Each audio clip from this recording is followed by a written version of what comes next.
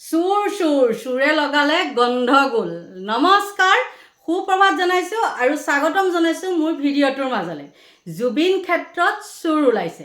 ইমান ৰাইজৰ মাজত কেনেকৈ চুৰ আহিবলৈ পালে, এইটো এটা একদম ৰহস্যজনক কথা।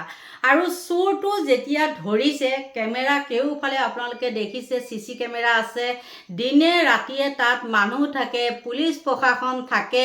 তাৰ মাজতো বাৰু এই চুৰজন কেনেকৈ আহিলে তাৰ পৰা ধন সোণ নিবলৈ? আপোনালোক বাৰু আচৰিত নহয়নে? মোৰ মনত কিন্তু এইবিলাক সন্দেহৰ ভাবো আহে দেই।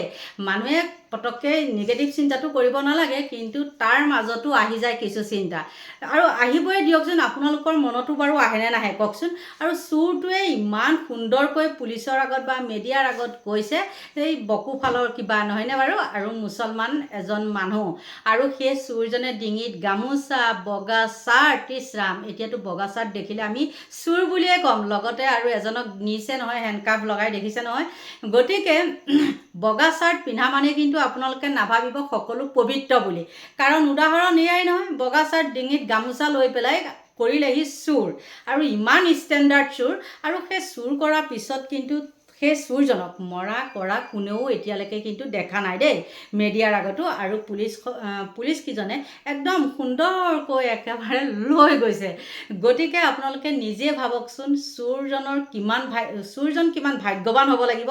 আৰু তেওঁ মানে বেলেগ ঠাই নাপালে, সেই জুবিনৰ সমাধি ক্ষেত্ৰত দিনে নিশাই য'ত নেকি হাজাৰ হাজাৰ মানুহ তাত থাকে, তাতহে চুৰ কৰিবলৈ পালেহি। হায়ৰে হায়, মানুহ বাৰু ইমান বুৰ্বক থাকেনে? আৰু এই চুৰজন বাৰু ইমান বুৰ্বক নে? যদি এই চুৰজনক কোনোবাই ভাড়া আনিছে, হয়নে নহয়? ভাড়াও আনিব পাৰে, তেওঁ তৃতীয় শক্তি থকা বুলি কৈছে, সেইবিলাক নাজানো। আৰু তৃতীয় শক্তিটোনো ক'ত মানুহে খুচৰি ফুৰিবগৈ বাৰু। গতিকে সেই ইমানো বুৰ্বক মানুহ আজিকালি নাথাকে। আৰু সেই মানুহজনে একদম সুন্দৰভাৱে কৈছে, ইমান মানুহ থকাৰ পিছতো তেওঁ যে কেনেকৈ চুৰ কৰিবলৈ আহিছে, একদম ক'ব লাগিব আৰু দেই, মানে মানিব লাগিব। মানে নাটকখন বৰ সুন্দৰকৈ পৰিচালনা কৰি আছে, মানিব লাগিব। আৰু যেতিয়াৰ পৰা ইয়াত SOP কথা আহি পৰিছে, তেতিয়াৰ পৰাই কিন্তু তাত চুৰ ডকাইত হওক বা চুৰটোতো এইটো মই পাইছোঁৱেই। আৰু এইবিলাক মদ ভাং খোৱা মানুহ, সেই কালি নে পৰহি এটা দেখিছোঁ, একদম কিবা চুলিকেইডাল কৰি পেলাই পকোৱা, সেই তেনেকুৱা এটাই একদম কিবা এনেকৈ বিড়ি হুপি গৈ আছে। আকৌ এখন কেমেৰায়ো দেখাইছে, নাজানো আৰু এইবিলাক মিছাই নে সঁচাই গম নাপাওঁ। কিন্তু এই তাত যে চুৰ কৰিবলৈ গৈছে, আপোনালোকে নিজে কওকচোন, হাজাৰ হাজাৰ মানুহ থকাৰ পিছত বাৰু তাত তেনেকৈ চুৰ কৰিবলৈ যোৱাটো সম্ভৱপৰ নে?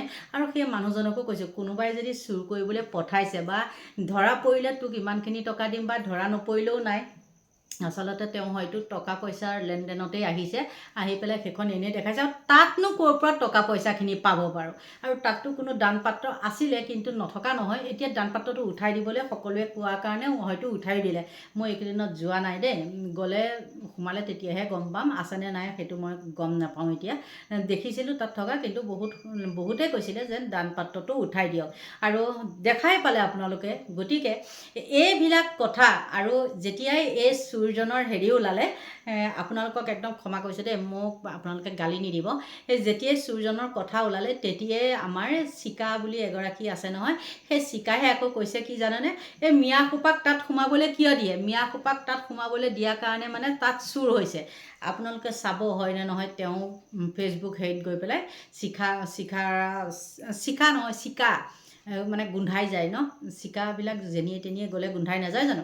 গতিকে তেওঁ কৈছে যে তাত মিয়াখোপা যোৱাৰ কাৰণেহে মানে চুৰ হৈছে।